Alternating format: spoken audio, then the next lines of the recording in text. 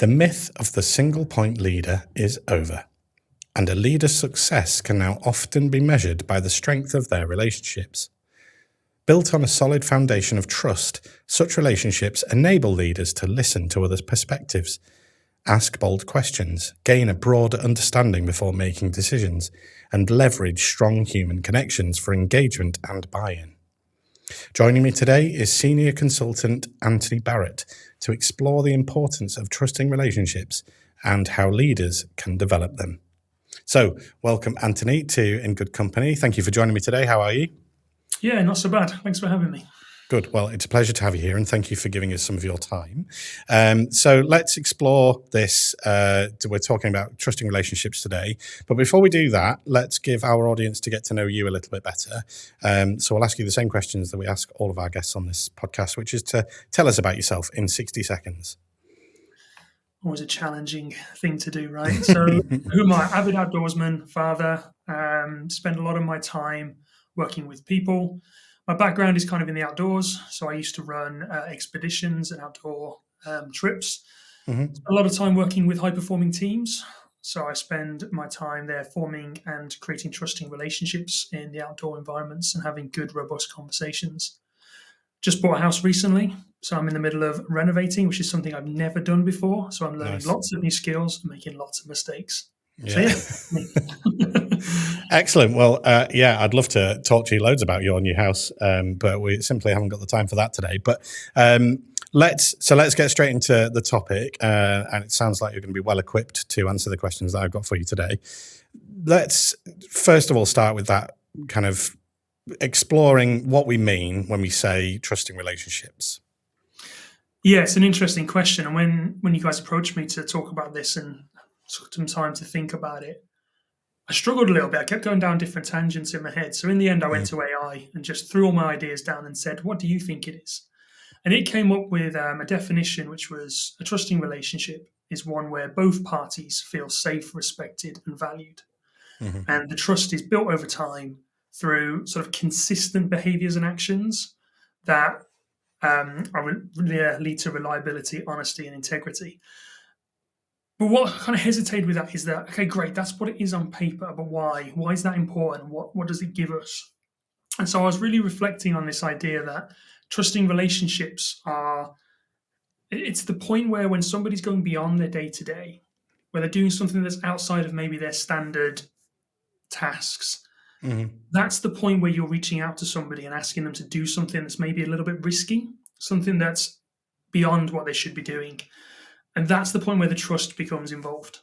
So in standard management, getting your people to do their tasks, there's no trusting relationship really needed there. But when you're providing leadership and you're starting to create new things or asking people to move on to different projects or to lend their time to things, that's when you need that trusting relationship. And that's when you have that, those conversations are much easier. And when they're not there, they can feel a bit stilted and awkward. What does maybe to provide some extra context then, what would be some good words to describe a good trusting relationship and maybe a not so good trusting relationship, and then we can explore about how we can move from one to the other? I guess it's the point of trust then verify. So if you're thinking about a good trusting relationship, it's one where you're trusting appropriately. So you're not just, being maverick and giving people random things to do and hoping it all works out well, because you're setting everybody up for failure there. But rather you're thinking sensitively about what's an appropriate level of trust for this relationship or this person with good intent from both sides. And then through setting up for success, being realistic about what's possible, you're then starting to create scenarios where people can prove themselves to you. There's this often used quote of trust is earned, not given. I don't think that's true. I think the opposite is actually true. If you're truly extending trust, then you're giving it. And that means you're exposing both yourself and them to some degree of sort of risk or whatever. And at that point, if that's healthy and it's reciprocated and it goes, good enough, then you can verify that and build the level of trust. Whereas if you just throw things out left and right and it goes disastrous, you end up going the opposite way. Yeah, and I suppose that we've probably all felt at some point where we've been in a working situation where there hasn't been that trust. So I presume then that there are sort of skills that can be learned to help develop trusting relationships. So what in essence do you think are kind of the starting steps to help build trusting relationships with as say you as a leader and your members within your team? Yeah, good question. I mean, it all starts with you, right? It starts with Mm, you. So there's a book called Trust and Betrayal in the Workplace where I draw a lot of sort of influence from when I talk about trust with people. And they have three sort of elements towards trust within there. And the first one is character. You mhm, see it also in other works around trust, but it's this idea that your trust of character, your sense of character is, do you do what you say you're going to do? Are you consistent? And do yourself set yourself up for that? So, do you say no to things you can't do? Are you really clear on what you don't know? mhm, Are you able to commit to things and actually turn up and do them and perform at an appropriate level for wherever you're at? And once you've got that trust of character, and that's where the reliability and time tends to come in, then you mhm, start to build trust. The next sort of skill set then is communication. So you have to be able to communicate that. And so you need to be able to talk clearly, give feedback that's kind and clear. Thinking about Brené Brown and her kind is mm, clear. You're really starting to think about, okay, if as a leader, am I delegating appropriately? Am I communicating what skills and resources might be available to support that person, or am I just throwing them a task? Other forms of communication can be around just signaling when you're not okay. mm, Open and role modeling what sort of language you want to be using within your culture and what conversations need to be normal. mm, The third dimension is capability. So it's this idea of trusting that somebody can step beyond what they've proven so far. So when you give someone a stretch goal or when you take on a new task that you've never done before, you're either backing yourself or backing them to be able to step up to that level. mm, And by doing that well, communicating well and trusting in their capability, you're giving them the opportunity to prove their character. Because now they've got an opportunity to commit to something and show that mm, they can step up and perform consistently. You've also sort of role modeled how to communicate when things need to be renegotiated or talked about, mm, which then lets them trust in their character and also potentially your own capabilities as a leader, and they're more willing to follow you. So it creates mm. this cycle. We've, as you've been talking there, it reminds me of a project that we've run and this might relate well to you as an outdoorsman. We have a project that we run that's outdoors, and it's called Stretcher Lower. And it's an exercise where we take groups from organizations and we simulate, or not even simulate, we do a real life stretcher lower down into a quarry. And of course, there's ultimately trust has to be built and extremely quickly, particularly as there is an individual that's placed into a mountain rescue stretcher and then strapped up with all the ropes and harnesses that they would need to be safe within this stretcher, and then of course be lowered down the cliff face. So that it kind of puts in a real life situation all of the things that you've just mentioned about being able to trust, being able to speak up when you're not okay, and being able to develop all that, all those kind of key things within the matter of an afternoon. So it's fascinating to kind of see that play out, and especially as the way you've just described it.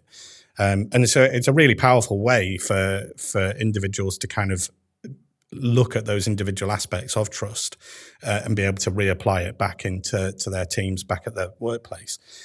So looking at then, because we've mentioned teams there, we've kind of talked about trust on a sort of on a two-person level, but how can that expand into working more as a team, say of many more people?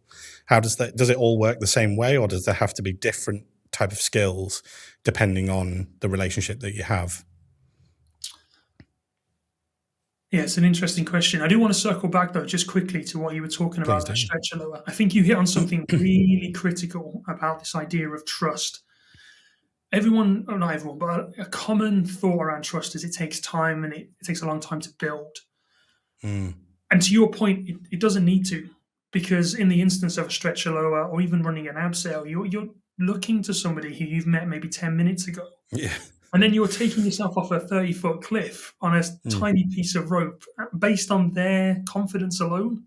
mm, And people like that in those situations can build trust in a matter of minutes, as you mentioned. And so I think when it comes to teams and the greater organization, the issue is not so much the ability to build trust in isolation as it is the balance between trust and betrayal. And that's something that you can't avoid talking about when you talk about trust. Now, Mm, betrayal is quite a strong word, and people often think of betrayal as these big, extravagant events where someone like lets you down just as you're about to go pitch to a senior leader, or mm, something equivalent. You see a lot in romantic comedies and stuff where they leave them at the altar and things like that. But the reality is, most betrayals are tiny little things. Not getting back to that email when you said you would, not mm, providing that resource that you said you would. Just those little things chip away, giving out projects that are too ambiguous where people aren't quite sure what success looks like. And so, what takes time is getting that balance right. And when you've got lots of betrayal and lots of trust, you still stay in the same state. And only as you start to get more trust and less betrayal do you start to deepen it. mm, So I guess when it comes to that team question, it's how are you reducing your micro betrayals? Because we all do them. They're often unintentional. Sometimes we're not even aware they're there, but they are. And how do you start being more consistent and reliable? mm, And so good conversations and knowing what that's going to be will differ in every interaction, both person to person and team to team, because each team and each person will have their own needs, their own stakeholders, all their own tensions going on. And this is where, again, I think fundamentally with trust, less is always more.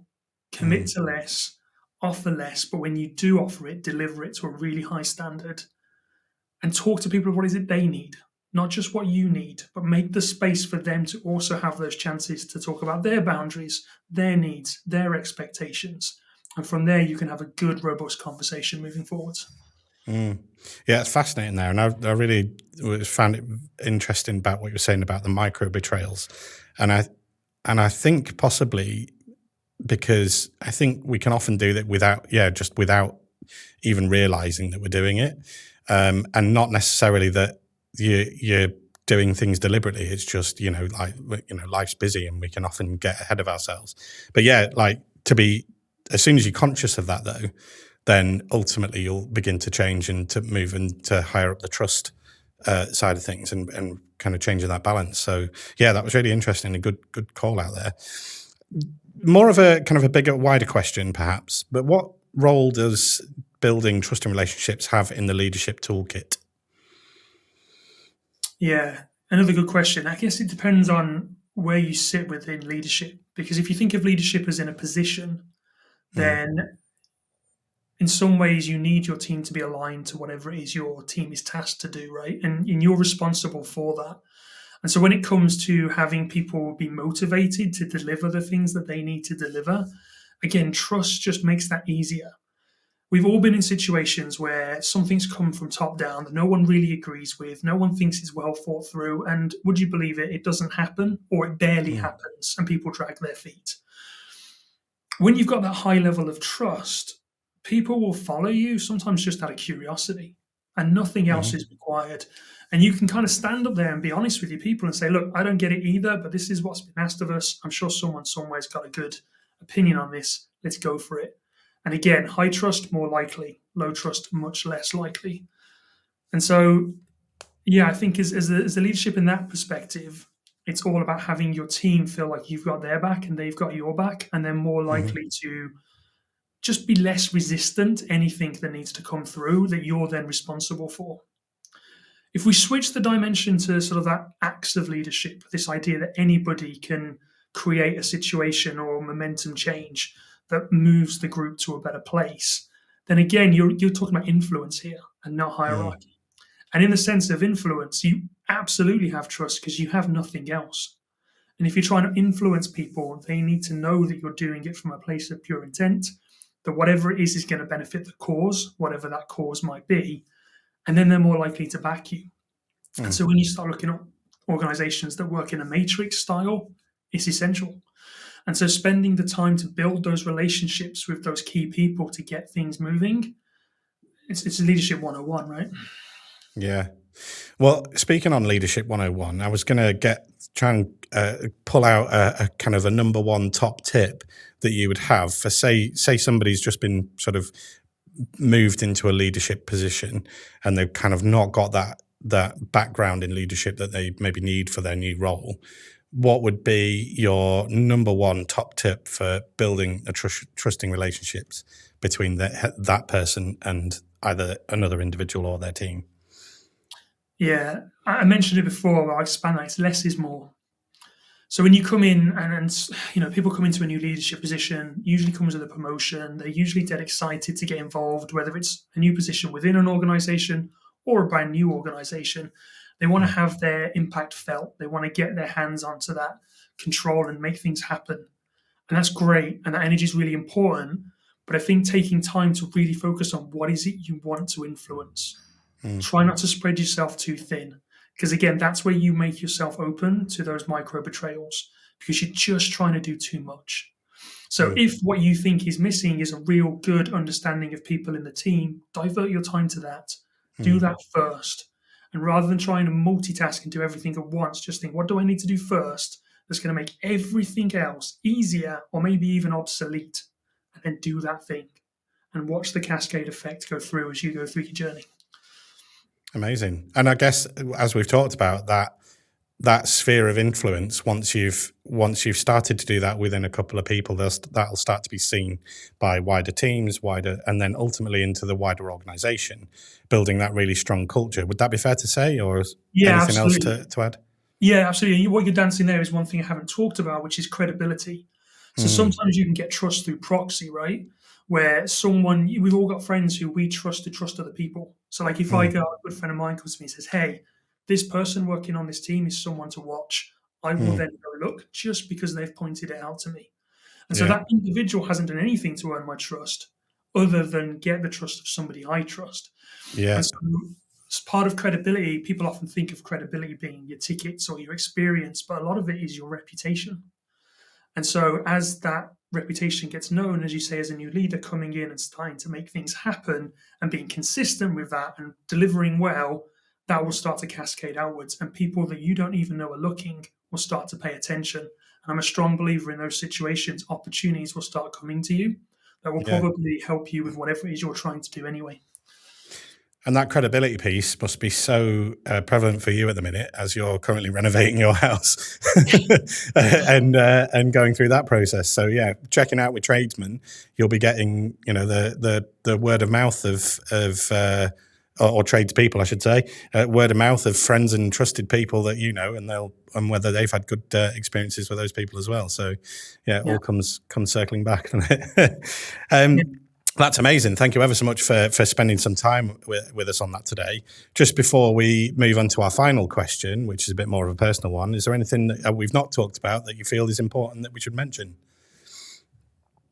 I think I've talked around it a little bit, but I think the key thing for me is for a thing to be there needs to be the shadow of it. So with trust, there's no trust without risk. And so really thinking about what's the risk I'm taking or what's the risk I'm asking them to take.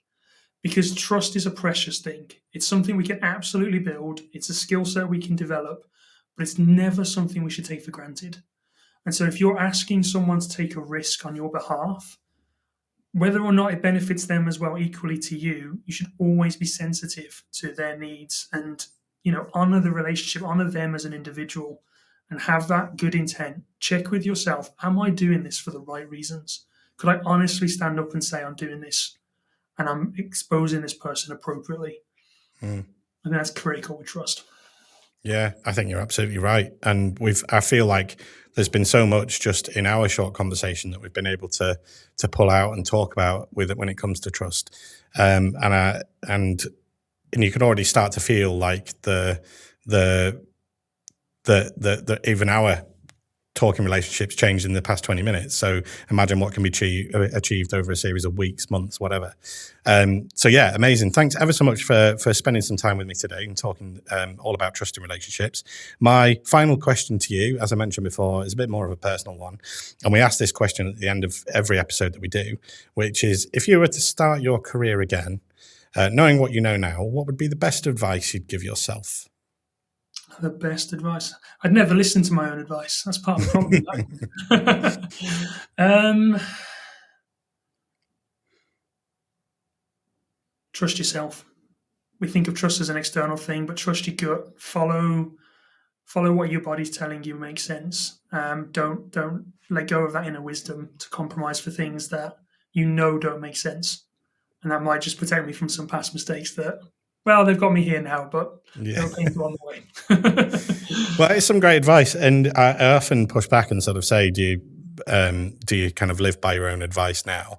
But it sounds like you wouldn't listen anyway. So, but yeah, no, I think that is really good advice, and particularly impressed as it's so on topic, because it didn't have to be. But I appreciate that, so thank you.